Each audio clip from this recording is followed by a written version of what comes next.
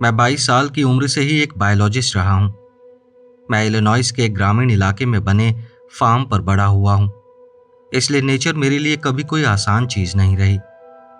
बचपन में जंगलों में खेलना ही मेरा सबसे बड़ा मनोरंजन होता था, क्योंकि मैंने अपना ज्यादातर बचपन जंगलों में बिताया है। लोग अक्सर उम्मीद करते हैं कि मेरे पास बिग फुट, अजीब आवाजों या जंगल के बीचों बीच किसी रहस्यमय मंदिर जैसी कहानियां होंगी, लेकिन नहीं। मेरी जिंदगी में सबसे अजीब चीज जो मैंने देखी या सुनी थी, वो सिर्फ एक बॉब कैट की चीख थी। उसकी आवाज बिल्कुल किसी मरती हुई औरत की चीख जैसी लगती है। और हाँ, जिन लोगों ने कभी दावा किया है कि उन्होंने रात में जंगल में किसी स्किन वॉकर या गोटमैन की चीख सुनी थी, मैं यकीन से कह सकता हूं कि वो सिर्फ एक बॉब कैट था। सच्चाई अक्सर बहुत साधारण और निराशाजनक होती है। आप सोचेंगे कि ऐसी सोच के बाद शायद मेरा जंगलों से मन भर गया होगा, लेकिन ऐसा कभी नहीं हुआ। नेचर बोरिंग है, और शायद यही वजह है कि मुझे वो पसंद है। आपको पता होता है कि क्या होने वाला है, और यही कारण था कि कॉलेज के बाद मैंने नेचर को स्टडी करना ही अपना फुल टाइम करियर बना लिया। मैं सिएरा क्लब के लिए बायोलॉजिस्ट के रूप में काम करता हूं और मिड वेस्टर्न अमेरिका के इकोसिस्टम में स्पेशलाइजेशन रखता हूं। मछलियां, पक्षी, हिरण, एल्क, भालू, भेड़िए और ऐसे ही दूसरे वन्य जीव। मैं कई कई हफ्ते फायर टावर्स, कैबिन और कैंपसाइट्स में बिताता हूं, हमेशा सिविलाइजेशन से मीलों दूर। ज्यादातर समय मैं स्थानीय वनजीवों का डेटा इकट्ठा करता हूं, प्रदूषण की जांच करता हूं और ये पता लगाता हूं कि इकोसिस्टम स्थिर है या उसे कोई खतरा है। ये काम कोई बहुत रोमांचक नहीं है, लेकिन मुझे इससे प्यार है। और फिर भी मेरे आखिरी असाइनमेंट तक प्रकृति ने मुझे कभी सचमुच हैरान नहीं किया था। मुझे ओज़ार्क्स के एक कैबिन में अकेले तैनात किया गया था। वो असाइनमेंट मई के महीने में 3 हफ्तों तक चलने वाला था। पिछले 1 दशक में स्थानीय एल्क की आबादी लगातार घट रही थी और इसी बात ने सिएरा क्लब का ध्यान खींचा था। गिरावट बहुत ज्यादा नहीं थी, लेकिन चिंता पैदा करने के लिए काफी थी। मेरा काम वन्य जीवों की गिनती करना, प्रदूषण की जांच करना और बाकी सामान्य सर्वे करना था। मैं मई की शुरुआत में एक शाम वहां पहुंचा। सब कुछ बिल्कुल नॉर्मल लग रहा था। पहली 2 रातें किसी भी सामान्य असाइनमेंट की तरह ही बीती। जंगल की आवाजें बिल्कुल वैसी ही थीं जैसी आप उम्मीद करते हैं। झिंगुरों की आवाजें, उल्लुओं की हूटिंग और कभी कभी किसी एल्क की पुकार। मुझे मई में वहां भेजा गया था क्योंकि यही उनका प्रजनन काल था। इस दौरान एल्क अपने साथी की तलाश में इधर उधर घूमते रहते हैं, जिससे उनकी गिनती करना आसान हो जाता है। एल्क का प्रजनन व्यवहार काफी सीधा साधा होता है। मादा एक खास पुकार निकालती है और फिर किसी नर के उसे ढूंढने का इंतजार करती है। आमतौर पर जो पहले पहुंच जाए वही सफल हो जाता है, अगर आप मेरा मतलब समझ रहे हैं। काश इंसानों के लिए भी इतना आसान होता, है ना? खैर, इतना तो साफ था कि जंगल में प्यार का मौसम चल रहा था। इतनी सारी पुकारें सुनकर आपको लगेगा कि मुझे हर तरफ एल्क दिखाई देने लगेंगे, लेकिन दूसरे दिन तक भी मैंने एक भी एल्क नहीं देखा था। तीसरी रात में बिस्तर पर लेटा हुआ जाग रहा था और अजीब बेचैनी महसूस कर रहा था। मुझे कुछ तो गलत लग रहा था, लेकिन मैं समझ नहीं पा रहा था। मैं बस सोने ही वाला था कि एक मादा एल्क की पुकार रात के सन्नाटे को चीरती हुई सुनाई दी। मैंने गहरी सांस छोड़ी। उस रात मैं उसे दूसरी बार सुन रहा था। क्या बात है, क्या सारे नर एल्क किसी मीटिंग में व्यस्त हैं? और तभी अचानक मेरे दिमाग में एक बात बिजली की तरह कौंधी। मैं झटके से बिस्तर पर सीधा बैठ गया। पिछली 3 रातों से मैं सिर्फ मादा एल्क की प्रजनन पुकारे ही सुन रहा था। उन आवाजों को सुनकर आधे मील के दायरे में मौजूद हर नर एल्क वहां पहुंच जाना चाहिए था। और एल्क किसी भी तरह शर्मीले नहीं होते, ना ही वो कोई झिझक दिखाते हैं। जब किसी नर एल्क को मादा मिल जाती है तो इतना समझ लीजिए कि पूरे जंगल को उसके बारे में पता चल जाता है। मैं बिस्तर पर बैठा अंधेरे जंगल की तरफ देखता रहा और सोचता रहा, जरूर आसपास ऐसे नर होंगे जो इस मादा की पुकार सुन सकते हों। तो फिर उसकी 3 रातों की लगातार पुकार के बाद भी मैंने असली हलचल क्यों नहीं सुनी। तीसरे दिन मैं फिर से जंगल की पगडंडियों पर निकला, इस उम्मीद में कि शायद एल्क का कोई निशान मिल जाए। लेकिन जो मुझे मिला उसने मेरी चिंता और बढ़ा दी। अपने कैबिन से लगभग 1/4 मील दूर मैं रास्ते की जांच कर रहा था। तभी मेरी नजर जंगल के अंदर करीब 30 फीट दूर किसी चीज पर पड़ी। झाड़ियों के बीच कोई बड़ा सा भूरा और रोएदार ढेर पड़ा था। मैं मुस्कुरा दिया। शायद कोई एल्क दोपहर की नींद ले रहा था। मैंने दूरबीन निकाली ताकि उसे अच्छे से देख सकूं। वो सचमुच एक एल्क ही था, लेकिन जैसे ही मुझे एहसास हुआ कि वो बिल्कुल भी हिल नहीं रहा था, मेरी मुस्कान गायब हो गई। सुरक्षा के लिए मैं हमेशा अपने साथ एक हंटिंग राइफल रखता हूं। मैंने राइफल तैयार की और सावधानी से उस एल्क के पास बढ़ने लगा। दूर से देखने पर सब कुछ सामान्य लग रहा था, लेकिन जैसे ही मैं उसके सामने पहुंचा, मेरे हाथ से लगभग राइफल छूट गई। वहां सिर्फ तबाही थी। उस बेचारे जानवर का पेट पूरी तरह फाड़ दिया गया था। उसकी आंतों के जो थोड़े बहुत हिस्से बचे थे वो उसकी छाती से बाहर लटक रहे थे। उसकी पसलियां अलग अलग खींचकर खोल दी गई थी और शरीर के किनारे गहरे पंजों के निशान बने हुए थे। उसका सर बस कुछ पतली मांस की लटों के सहारे शरीर से जुड़ा हुआ था। मुझे उल्टी आने लगी और जो थोड़ा बहुत नाश्ता किया था वो भी बाहर निकलने वाला था। वो नज़ारा बहुत डरावना था। मुझे खुद को संभालने में कुछ मिनट लग गए। अपनी पूरी जिंदगी में पहली बार प्रकृति ने मुझे सचमुच चौंका दिया था। आखिर ऐसा किस चीज ने किया होगा? मैं वर्षों से वन्य जीवों का अध्ययन कर रहा हूं। वो एक पूरी तरह जवान और ताकतवर बुल एल्क था। जिंदा अवस्था में उसकी ऊंचाई लगभग 9 फीट होती। मतलब वो जंगल का एक राजा होता।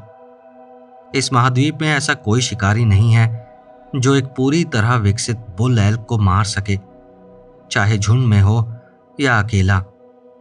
यहां तक कि एक ग्रिजली भालू भी इतने बड़े जानवर से भिड़ना पसंद नहीं करेगा। मेरा दिमाग लगातार संभावनाओं के बारे में सोचने लगा। शायद वो बीमार रहा हो, शायद कोई शिकारी उसे सोते हुए मिल गया हो और उसने अचानक हमला कर दिया हो। हाँ, शायद यही हुआ होगा।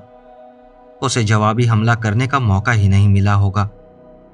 लेकिन ये बर्बरता, वो पंजों के निशान ग्रिजली भालू के निशानों से भी बड़े थे और उसकी पसलियां, कोई भी 4 पैरों वाला जानवर पसलियों को इस तरह अलग नहीं कर सकता था। इसके लिए हाथों की जरूरत पड़ती। मेरे मन में एक सिहरन पैदा कर देने वाला विचार आया। एक इंसान ऐसा कर सकता था। क्या ये किसी इंसान का काम हो सकता है? लेकिन क्यों? शिकारी होते तो उसकी खाल उतारते या कम से कम सर अपने साथ ले जाते ताकि उसे अपने घर की दीवार पर टांग सके। क्या कोई सनकी आदमी जंगल में जानवरों के टुकड़े करके मजा ले रहा था?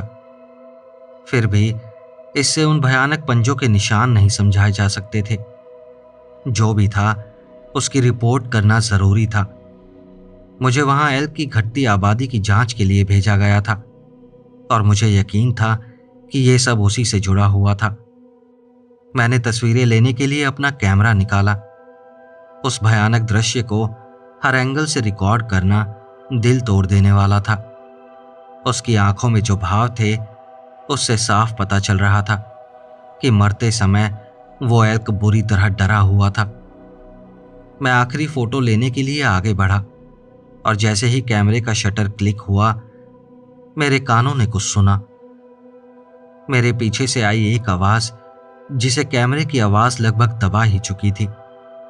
मैं फौरन पलटा। आवाज बहुत हल्की थी, लेकिन थी जरूर, और वो किसी टहनी के टूटने की आवाज थी।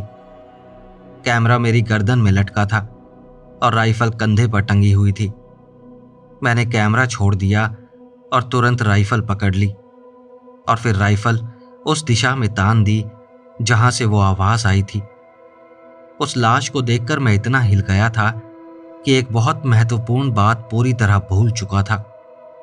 वो शिकार अभी अभी किया गया था। लाश में सड़न शुरू भी नहीं हुई थी। उस एल्क को मरे हुए आधे दिन से भी कम समय हुआ था, और इसका मतलब था कि जिसने इसे मारा था वो अभी भी आसपास हो सकता था। राइफल उसी दिशा में ताने हुए मैं धीरे धीरे पीछे हटकर रास्ते की तरफ जाने लगा। कैबिन तक वापस लौटने का वो सफर मेरी जिंदगी का पहला मौका था जब मुझे जंगल से डर लगा। चारों तरफ पेड़ ही पेड़ थे, दूर तक कुछ साफ दिखाई नहीं दे रहा था। जरा सी आवाज पर भी मैं चौंक जाता था। मैंने एक पल के लिए भी राइफल नीचे नहीं की, और 5 सेकंड भी ऐसे नहीं गुजरे जब मैंने पीछे मुड़कर न देखा हो। मुझे ऐसा लग रहा था जैसे मैं कोई शिकार हूं। ना ये पता था कि खतरा कहां से आएगा, और ना ये कि कब आएगा। मुझे तब जाकर थोड़ी राहत मिली जब मैंने कैबिन का दरवाजा बंद करके अंदर से लॉक कर दिया। बाकी पूरा दिन मैं डरा सहमा कैबिन के अंदर ही रहा। मैंने तस्वीरें देखी और उन्हें अपने सुपरवाइजरों को भेज दिया। उनका जवाब आने में 1-2 दिन लगने वाले थे। तब तक मेरा इरादा था कि दिन में जांच जारी रखूं और राइफल हमेशा तैयार रखूं। वो रात उस कैबिन में मेरी आखिरी रात थी।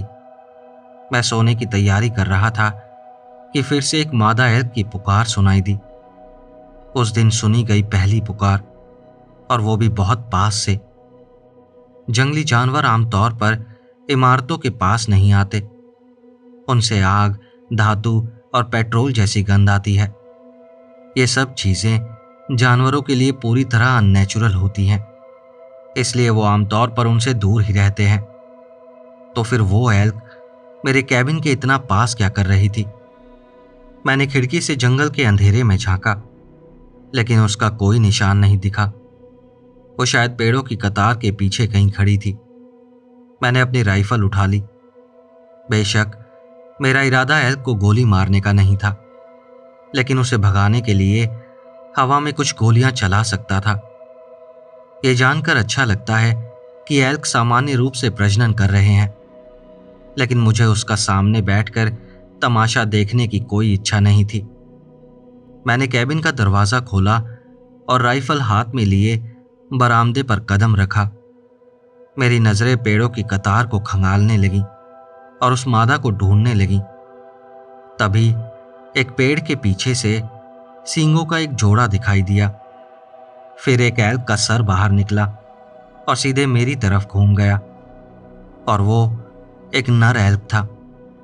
शायद मादा की पुकार सुनकर वहां आया था, और ये अच्छी बात थी, लेकिन इसी वजह से उन्हें दूर भगाना और भी जरूरी था। मैंने राइफल आसमान की तरफ उठाई और गोली चलाने की तैयारी की, और तभी वो एल्क हवा में उड़ गया, या यूं कहिए कि उसका सर उड़कर आया। उस नर एल्क का कटा हुआ सर हवा में घूमता हुआ मेरी तरफ आया और मेरे दरवाजे से कुछ फीट दूर आकर गिर पड़ा। मैं सदमे में वहीं खड़ा रह गया, समझने की कोशिश करने लगा कि अभी हुआ क्या था। कोई चीज या कोई इंसान उस सर को पकड़े हुए था, और उसने अभी अभी उसे मेरी तरफ फेंका था। डर के मारे मेरी हालत खराब हो गई। मैंने तुरंत राइफल उस पेड़ की तरफ तान दी जहां वो सर दिखाई दिया था। मेरे कैबिन की रोशनी मुश्किल से वहां तक पहुंच रही थी। क्या मेरी आंखें मुझे धोखा दे रही थी? क्या सचमुच मैंने किसी चीज के पंजों को पेड़ के पीछे छिपते देखा था? मैं बिल्कुल जड़ हो गया था। मुझे पीछे हाथ बढ़ाकर दरवाजा खोलना था और वापस अंदर जाना था। लेकिन जंगल की तरफ पीठ करने की मेरी हिम्मत नहीं हो रही थी। यहां तक कि राइफल से एक हाथ हटाने में भी बहुत ज्यादा डर लग रहा था। कुछ सेकंड बाद मैंने हिम्मत जुटाई और राइफल को कंधे के सहारे स्थिर किया। मेरी उंगली अब भी ट्रिगर पर थी। मैंने पीछे टटोलना शुरू किया जब तक कि मेरा बायां हाथ दरवाजे के हैंडल तक नहीं पहुंच गया। पूरे समय मेरी नजरें उसी पेड़ पर टिकी रहीं। भगवान का शुक्र था कि दरवाजा अंदर से लॉक नहीं हुआ था। मैंने बाएं हाथ से हैंडल घुमाया और दरवाजा खोल दिया, फिर हाथ वापस राइफल पर ले आया। मैं तेजी से पीछे हटते हुए कैबिन के अंदर घुसा, दरवाजा जोर से बंद किया और उसे लॉक कर दिया। मैं भागकर खिड़कियों तक गया, सारे पर्दे नीचे किए और यह सुनिश्चित किया कि हर खिड़की लॉक हो। राइफल एक पल के लिए भी मेरी पहुंच से दूर नहीं हुई। हर खिड़की के पास जाते समय जो डर मैं महसूस कर रहा था, मुझे नहीं पता था कि शीशे के दूसरी तरफ कोई इंसान होगा या कुछ और जो मुझे घूर रहा होगा, लेकिन वहां कुछ नहीं था। और अजीब बात यह थी कि इससे भी मेरी बेचैनी कम नहीं हुई। मैं भागकर सैटेलाइट फोन तक पहुंचा और पहाड़ के नीचे मौजूदा शेरिफ ऑफिस में कॉल लगाया। जब उन्होंने फोन उठाया तो मुझे थोड़ी राहत मिली। आप लोगों को तुरंत यहां आना होगा, मैंने लगभग विनती करते हुए कहा। कौन बोल रहा है? दूसरी तरफ शेरिफ का डिप्टी था। कैबिन में रहने से पहले मैं उससे और शेरिफ से मिल चुका था। मैं हूं, वही आदमी जो पहाड़ वाले कैबिन में तैनात है। ओह, माफ कीजिए, क्या प्रॉब्लम है? यहां ऊपर कोई मेरे साथ खेल खेल रहा है, अभी तुरंत यहां आइए। अरे जरा शांत हो जाइए। आपका मतलब कुछ बच्चों से है क्या? नहीं, ये कोई बच्चे नहीं है। अभी किसी ने मेरे कैबिन पर एक एल्क का कटा हुआ सर फेंका है। मैं नहीं चाहता था कि उसे लगे मैं नशे में हूं या पागल हो गया हूं। मुझे बस उसे वहां बुलाना था। ठीक है, वो दिखते कैसे थे? कितने लोग थे? क्या उनके पास बंदूकें थी? मुझे बिल्कुल भी नहीं पता यार। उन्होंने एक एल्क को मारा, उसका सर काटा और मेरे कैबिन पर फेंक दिया। बस किसी तरह यहां पहुंचो। ओह अच्छा, ठीक है ठीक है, खुद को अंदर बंद कर लीजिए, हम रास्ते में हैं। प्लीज लाइन पर बने रहो, मैं सच में बहुत डरा हुआ हूं। मैं सचमुच आतंकित था। मैं चाहता था कि कोई मेरे साथ फोन पर बना रहे, भले ही वो मेरी कोई मदद न कर सके। उस आदमी ने जवाब दिया, मैं एक साथ आपके पास भी नहीं आ सकता और फोन पर भी नहीं रह सकता। मैं अभी शेरिफ को फोन करता हूं, हम यहां से निकल रहे हैं। बस खुद को अंदर बंद रखिए और वहीं रहिए। उसने फोन काट दिया। मैंने गुस्से में गाली दी। मैं फिर से अकेला था। फिर एक बार मादा एल्क की पुकार सुनाई दी और इस बार वो पहले से भी ज्यादा पास थी। ऐसा लग रहा था जैसे वो अब मेरे कैबिन के ठीक बाहर खड़ी हो। मैंने फिर से अपनी राइफल उठा ली और तभी खटखटाने की आवाज शुरू हुई। जब मैं डिप्टी से बात कर रहा था तब मेरा ध्यान खिड़कियों पर नहीं था। आवाज मेरे मेन दरवाजे के दाईं तरफ वाली खिड़की से आ रही थी। डर के मारे मेरी आंखें फैल गईं। खिड़की के दाहिने किनारे पर एक धूसर रंग का पंजा धीरे धीरे टक टक कर रहा था। बस एक पंजा। जिस चीज से वो जुड़ा हुआ था वो खुद को नजर से छिपाए रखना चाहती थी। तभी उस पंजे ने खटखटाना बंद कर दिया। फिर वो खिड़की पर घिसटता हुआ मेरी नजरों से ओझल हो गया और पीछे एक लंबी भद्दी खरोंच छोड़ गया। उस आवाज ने मेरे रोंगटे खड़े कर दिए, लेकिन खिड़की से हटने के बाद भी वो आवाज बंद नहीं हुई। मैं उसे अब भी कैबिन की लकड़ी की दीवारों पर घिसटते हुए सुन सकता था। वो प्राणी ठोस लकड़ी को खरोंच रहा था। क्या वो मेरी खिड़कियां तोड़ सकता था? और अगर कर सकता था तो अभी तक उसने ऐसा किया क्यों नहीं? मेरे घुटने कांपने लगे। मैं राइफल उसी दिशा में घुमाता रहा जिधर से खरोचने की आवाजें आ रही थी। मेरा दिमाग बुरी तरह दौड़ रहा था। क्या वो चीज अंदर घुस सकती थी? शेरिफ को यहां पहुंचने में और कितना समय लगेगा? मैं पहाड़ पर काफी ऊंचाई पर था। वहां तक पहुंचने में करीब 45 मिनट लगते थे। अगर वो जल्दी भी करते तो कम से कम आधा घंटा तो लगता ही। और अगर वो यहां पहुंच भी गए तो क्या वो उस चीज को रोक पाएंगे? क्या मुझे अपने ट्रक तक भाग जाना चाहिए? वो जो भी था, वो मेरे ट्रक स्टार्ट करने से पहले ही मुझे पकड़ सकता था। मेरे दिमाग के किसी कोने में एक बात बार बार चुभ रही थी, लेकिन मैं ठीक से सोच भी नहीं पा रहा था। खरोचने की आवाज लगातार तेज होती जा रही थी। वो जो भी था, उसने एक विशाल बुलैल को चीथड़े चीथड़े कर दिया था। मैं उसे कैसे रोक सकता था? और तभी मुझे समझ आया, वो उसी बुलैल का सर था जिसे मैंने पहले देखा था। उसके दाहिने गाल पर वही पुराना निशान था। वो जो भी कोई चीज थी, मेरा मजाक उड़ा रही थी। जब मैंने उस मरे हुए एल्क को देखा था, तब भी वो वहीं कहीं मौजूद रहा होगा। वो मुझे देख रहा होगा और अब उसने वही सर मेरे ऊपर फेंका था। क्या वो मुझे यहां से चले जाने की चेतावनी दे रहा था? क्या वो मुझे अपने इलाके से बाहर निकालना चाहता था? मैंने घबराकर सांस खींची। मुझे ध्यान ही नहीं रहा था कि खरोचने की आवाजें बंद हो चुकी थी। आखिर वो चीज गई कहां? मेरी नजरें एक खिड़की से दूसरी खिड़की पर दौड़ने लगी। उसका कोई निशान नहीं था। लेकिन फिर अचानक मेरे सर के ठीक ऊपर जोरदार धमाका हुआ। वो छत पर था। उसके कदमों की आवाज पूरे कैबिन में गूंज रही थी। हर कदम के बीच एक लयबद्ध टक टक की आवाज आती थी। बेशक वो उसके पंजों की आवाज होगी। क्या वो कोई कमजोर जगह ढूंढ रहा था या सिर्फ मेरे साथ खेल रहा था?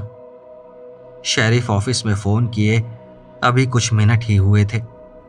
मदद अभी भी बहुत दूर थी। फोन करने के बाद से मैं अपनी जगह से हिला तक नहीं था। छत पर मौजूद वो चीज एक जगह से दूसरी जगह घूम रही थी। धीरे धीरे मेरा शुरुआती सदमा कम होने लगा। ध्यान लगाओ और सोचो, मैंने खुद से कहा। उसने शायद मुझे खिड़की से देख लिया था और अब वो मेरे ठीक ऊपर था। मैंने दिमाग लगाया और सोचा कि बाथरूम सबसे सुरक्षित जगह थी। वहां कोई खिड़की नहीं थी। अगर वो अंदर घुस भी गया तो पहले उसे मुझे ढूंढना होगा, फिर बाथरूम का दरवाजा तोड़ना होगा। इससे मुझे शायद एक अतिरिक्त मिनट मिल सकता था और शायद मेरी जान भी बच सकती थी। उस प्राणी को पता था कि मैं कहाँ हूं और मुझे अपनी जगह बदलने की कोशिश करनी थी। मैंने धीरे धीरे अपने जूते उतारे, जबकि राइफल अब भी छत की ओर तनी हुई थी। मैंने एक जूता अपने बिस्तर की तरफ फेंक दिया और सचमुच छत पर कदमों की आवाज भी उसी दिशा में चली गई और ठीक उस जगह रुक गई जहां मेरा जूता गिरा था। वो मेरी गतिविधियों का पीछा कर रहा था। मैं धीरे धीरे घिसटते हुए बाथरूम की तरफ बढ़ा, पैर जमीन से उठाए बिना, ताकि कोई आवाज ना हो। मैं मन ही मन दुआ कर रहा था कि दरवाजा चरमराए नहीं। मैंने बाथरूम का दरवाजा खोला और खुद को अंदर बंद करने की तैयारी की। मैं खुद को अंदर बंद कर रहा था, इस उम्मीद में कि कम से कम मेरी मौत इस बाथरूम में ना हो। और तभी एक तेज खरोचने की आवाज आई और उसके बाद भारी धमाका हुआ। वो छत से कूद चुका था। अब वो फिर से कैबिन के बाहर जमीन पर था। वो दूर क्यों जा रहा था? शायद उसका मन भर गया था या शायद उसे कोई दूसरा शिकार मिल गया था। और तभी मैंने एक औरत की चीख सुनी। मैंने हड़बड़ाकर अपना मुंह ढक लिया। यह कैसे संभव था? वहां और कोई नहीं था, कोई हाइकर, कोई कैंपर। फिर से वही चीख सुनाई दी, बचाओ! वो चिल्लाई। मैंने राइफल और कसकर पकड़ ली। अब वो रो भी रही थी और मैं डर से जड़ हो चुका था। वो प्राणी बाहर किसी बेचारी औरत का पीछा कर रहा था और मैं इतना डरा हुआ था कि उसकी मदद तक नहीं कर पा रहा था। मैं बस बाथरूम में छिपे रहना चाहता था। उम्मीद कर रहा था कि वो जितना समय उस औरत के पीछे लगाएगा उतना समय शेरिफ के यहाँ पहुंचने के करीब ले आएगा। मुझे नहीं पता मैं वहां कितनी देर तक डरा सहमा बैठा रहा। फिर एक और दर्द भरी चीख सुनाई दी, मेरी मदद करो। उसकी आवाज में कुछ ऐसा था जिसने मुझे झकझोर दिया।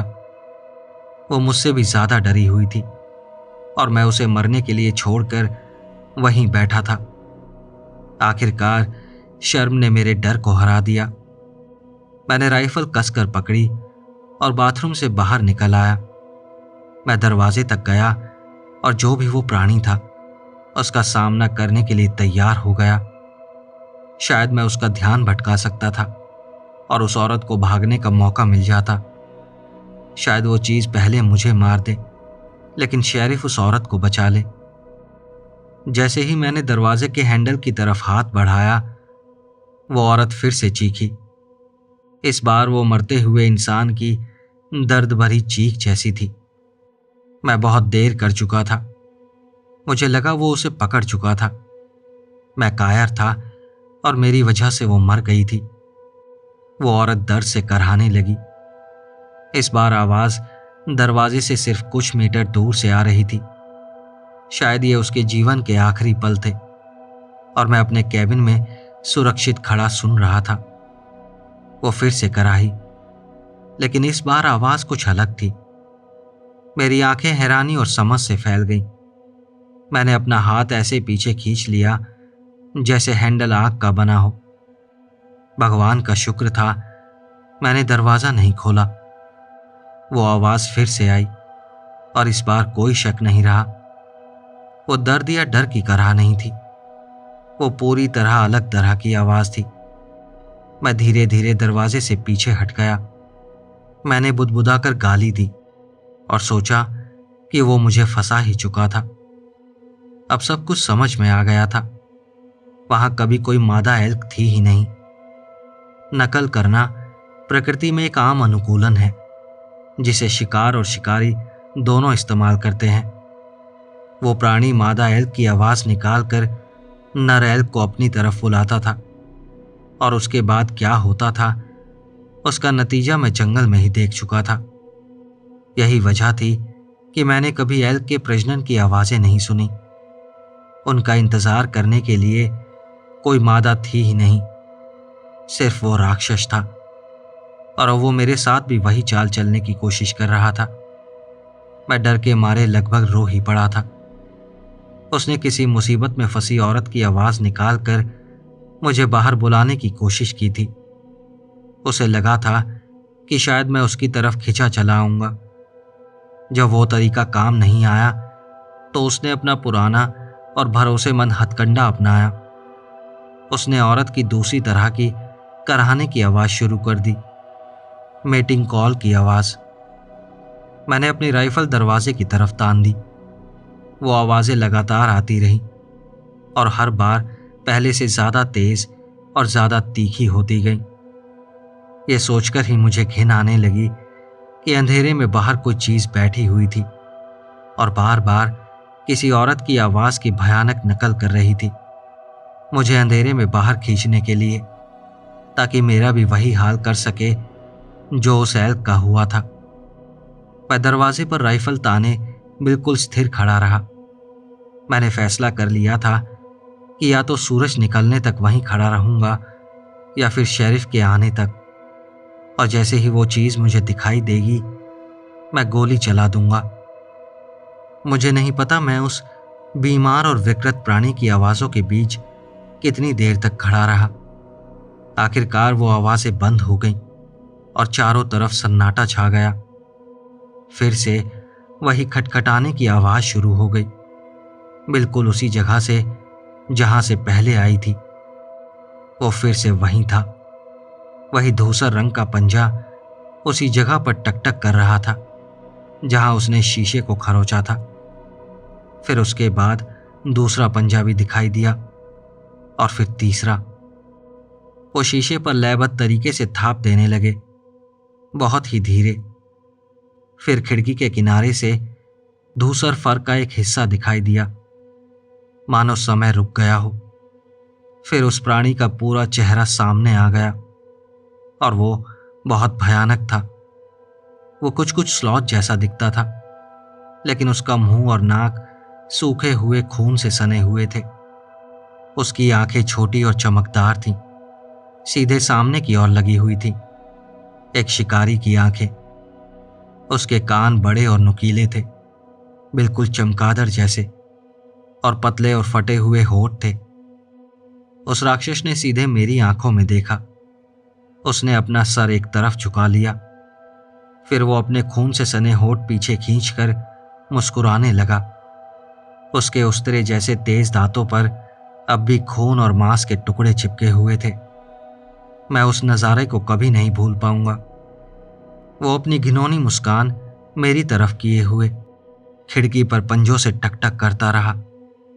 गोली चलाओ, गोली चलाओ, मैं खुद से यही कह रहा था, लेकिन मेरा शरीर जैसे जम गया था। वो चीज मुझे मार डालने वाली थी। और तभी सामने की खिड़की से तेज रोशनी अंदर आई और वो राक्षस तुरंत नजरों से गायब हो गया। शेरिफ और उसका डिप्टी अपने ट्रक में वहां पहुंच चुके थे। दोनों आराम से मेरे बरामदे तक आए और दरवाज़ा खटखटाया। मुझे खुद को उस सदमे से बाहर निकालना पड़ा और दरवाज़ा खोलना पड़ा। दरवाज़ा खुलते ही वो दोनों पीछे हट गए और उन्होंने अपनी बंदूकें मेरी तरफ तान दी। वो चिल्ला रहे थे कि मैं राइफल नीचे रख दूं। मैं अब भी सदमे में था। मुझे लगता है कि मेरी आंखों में दिख रहा डर ही था जिसने मुझे उन पर गोली चलाने से रोका। उन्होंने पूछा कि आखिर यहां चल क्या रहा है। मैं मुश्किल से बोल पा रहा था।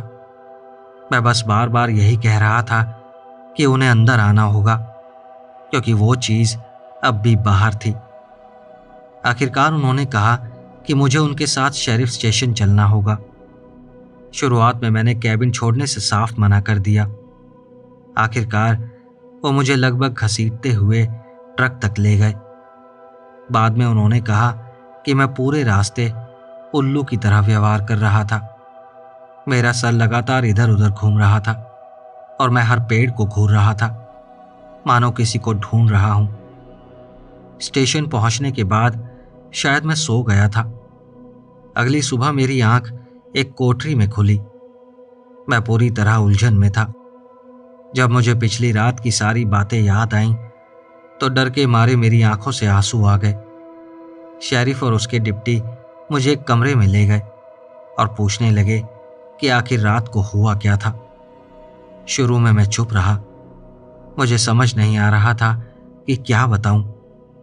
अगर मैं सच बता देता तो वो मुझे पागल समझते।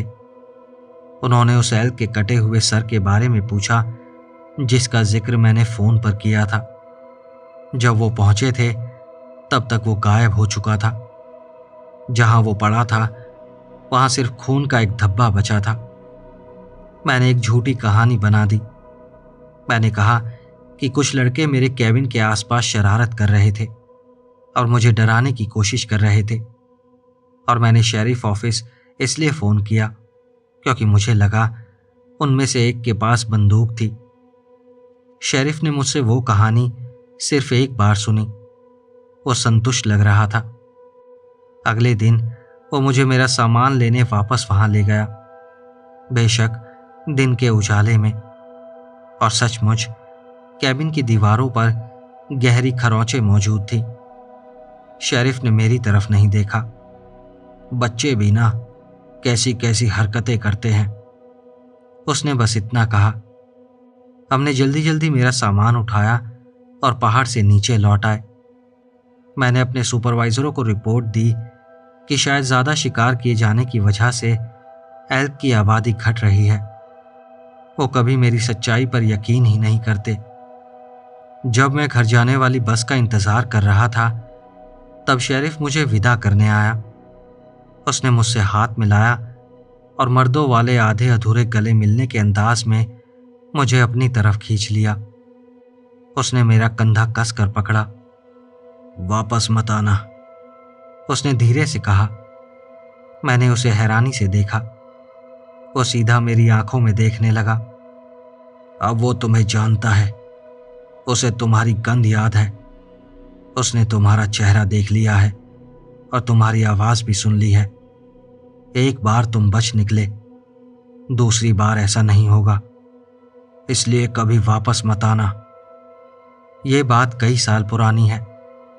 मैंने उस ट्रिप में पहने हुए अपने सारे कपड़े जला दिए ताकि उनका कोई निशान दोबारा ओज़ार्क्स तक न पहुंच सके, और मैं फिर कभी ओज़ार्क्स के आसपास भी नहीं गया। और जिसने भी कभी मुझसे पूछा, मैंने हमेशा उसे वहां से दूर रहने की सलाह दी। मैंने उस रात देखी हुई चीज को भूलने की बहुत कोशिश की, लेकिन वो चेहरा, मुझे उसकी हर छोटी बड़ी बात याद है। उसने अनगिनत रातों तक मुझे जगाते रहने पर मजबूर किया है। आखिर वो चीज थी क्या? प्रकृति की कोई विकृति, कोई ऐसा म्यूटेंट जो किसी तरह बचपन से आगे तक जीवित रह गया, कोई अलौकिक चीज, या फिर कोई स्किन वॉकर। उसके कान ऐसे बने हुए थे कि आधी रात की सबसे हल्की आवाज भी पकड़ सके, बिल्कुल चमगादड़ की तरह। शायद यही उसकी नकल करने की क्षमता की वजह थी। वो उसी जंगल में बड़ा हुआ होगा, एल्क की आवाजें सुनते हुए, और धीरे धीरे उसने उनकी नकल करना सीख लिया। लेकिन मैंने न जाने कितनी रातें खुद से एक सवाल पूछते हुए बिताई हैं। उसे कैसे पता था कि किसी औरत की आवाज इंसानों पर असर करेगी? उस सवाल के जवाब के बारे में सोचने से भी मुझे डर लगता है। जब कभी मुझे नींद आती भी है तो बुरे सपने आते हैं, ऐसे सपने जिसमें कुछ कैंपर आंख के चारों ओर बैठे होते हैं और अचानक उन्हें जंगल से किसी की आवाज सुनाई देती है, मदद की गुहार लगाती हुई। मेरे सपनों में वो आवाज उन्हें पेड़ों के अंधेरे की तरफ बुलाती है, उनकी सुरक्षित आग से दूर, और वो आवाज मेरी आवाज होती है।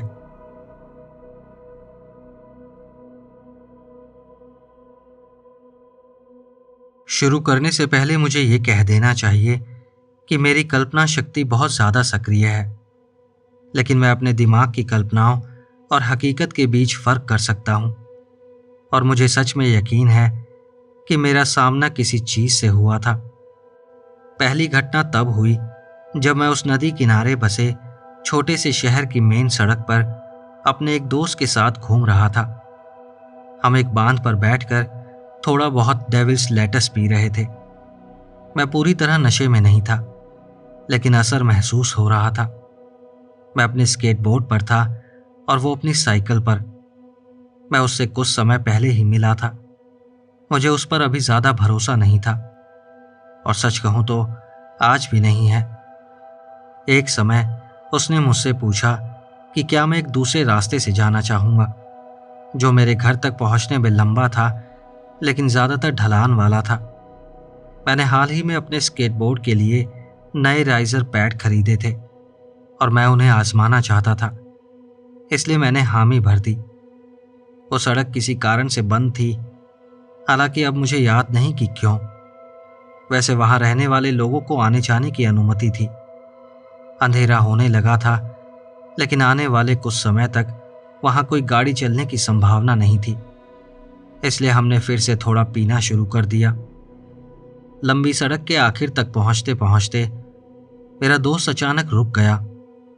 हमारे आसपास का जंगल एकदम शांत हो गया था, और एक ऐसे इंसान के रूप में जो खुद को जंगलों का जानकार समझता था, इस बात ने मुझे चौंका दिया था। हमें चलते रहना चाहिए, मैंने कहा। प्लीज बताओ कि तुम भी उसे देख रहे हो, मेरे दोस्त ने जवाब दिया। क्या देख रहा हूं? उसने पेड़ों की कतार के बीच बने एक खुले हिस्से की तरफ इशारा किया, और मैं कसम खाकर कह सकता हूं कि वहां एक दुबली पतली सफेद आकृति खड़ी थी। उसकी बाहें असामान्य रूप से लंबी थीं, उसकी आंखें गहरे सुनहरे रंग की थी। उसका शरीर इंसान जैसा था, सिवाय उसके असामान्य रूप से बड़े कूल्हों के। शुरुआत में मैं घबराया नहीं, मैं बस उस चीज को ध्यान से देखता रहा। मुझे लगा शायद वो कोई अजीब सा एल्बिनो हिरन होगा या कुछ वैसा ही, या शायद नशे की वजह से मुझे भ्रम हो रहा था। लेकिन फिर मैंने उसे 2 पैरों पर खड़ा होते देखा। उसकी बाहें जमीन पर घिसटती हुई पीछे चल रही थी, जबकि वो जंगल के अंदर जा रहा था। जिस ढलान पर मैं था वो स्केटबोर्ड चलाने के लिए बहुत खड़ी थी, इसलिए मैंने अपनी जेब में रखा चाकू तैयार रखा और आगे बढ़ता रहा। बाकी रास्ते भर मुझे किसी भारी उपस्थिति का एहसास होता रहा, जो अपने साथ एक अजीब डर लेकर आ रही थी। हालांकि वो मौजूदगी खुद मुझे दुष्ट नहीं लगी, वो ज्यादा न्यूट्रल महसूस हो रही थी, जैसे कोई शिकारी बस किसी दूसरे जानवर को देख रहा हो जिसे वो संभावित शिकार मानता हो। जैसे ही मैं उस सड़क से बाहर निकला, वो एहसास गायब हो गया। घर तक जाने वाली सड़क पर गाड़ियों की आवाज सुनकर मुझे राहत मिली। मैं स्केटबोर्ड पर घर लौट आया और मैंने पूरी कोशिश की कि उस घटना के बारे में और न सोचूं। दोस्तों, अगर आपको ये कहानियां अच्छी लगी हों तो इस वीडियो को लाइक, हाइप और शेयर करना मत भूलना। अगर अभी तक आपने चैनल सब्सक्राइब नहीं किया है तो ऐसी कहानियां आपसे मिस ना हो, उससे पहले ही चैनल सब्सक्राइब कर लीजिए। कमेंट्स में अपने फीडबैक और सजेशंस भी ज़रूर दीजिए। और अगर आप मुझे थोड़ा और सपोर्ट करना चाहते हैं तो आप इस चैनल की मेंबरशिप भी ले सकते हैं। अगर आप पार्क रेंजर की एक 1 आवर लॉन्ग स्टोरी सुनना चाहते हैं जिसमें रहस्यमय और डर दोनों जुड़े हैं, तो आप स्क्रीन पर दिख रही वीडियो पर क्लिक कर सकते हैं। तो चलिए मिलते हैं अगली वीडियो में ऐसी ही और कहानियों के साथ। नमस्कार।